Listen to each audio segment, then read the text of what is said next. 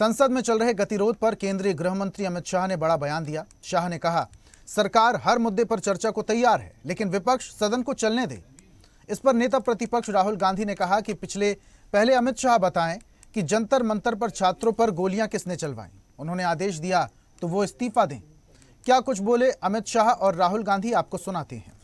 जब से संसद सत्र शुरू हुआ तब से लगातार मैं संसद में आता हूं, मेरी चैम्बर में बैठा हूं। चूंकि संसद भवन के अंदर विपक्ष संसद को चलने ही नहीं दे रहा है, दोनों गृहों में, तो कोई जाकर क्या करेगा। जहां तक चर्चा का सवाल है, सरकार की ओर से किरण रिजिजू जी ने, जो हमारे पार्लियामेंट्री अफेयर्स मिनिस्टर है, उन्होंने बहुत स्पष्ट कर दिया है कि जो नीट आंदोलन के छात्र प्रदर्शन पर सभी प्रकार की चर्चा करने के लिए सरकार तैयार है और चर्चा के लिए समय सुनिश्चित किया जाए और विपक्ष तैयार हो जाए। पहले तो ये यही मांग कर रहे थे, हमने हाँ बोल दिया। मेरी ओर से भी मैंने कह दिया है कि मैं किसी भी सवाल का जवाब देने के लिए संसद में तैयार हूं, मगर वो चर्चा ही नहीं होने देना चाहते। अब जनता तय करे कौन भाग रहा है। We are not interested in listening to Mr. Amit Shah. We are not interested in him giving us a lecture or a discussion.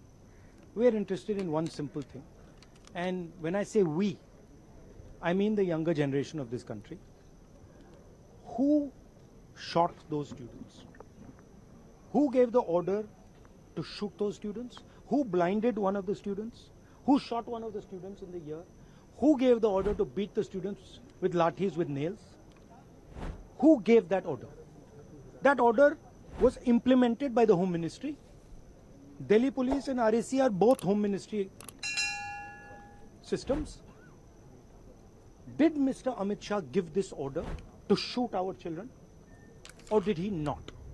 If he did, he should resign because he's culpable. And if he did not, he should resign because he's incompetent. और ऐसी ही ताजा खबरों के लिए like, follow और YouTube पर subscribe कर bell icon जरूर दबाइए और हर अपडेट के लिए विजिट कीजिए स्वदेशलाइव.com।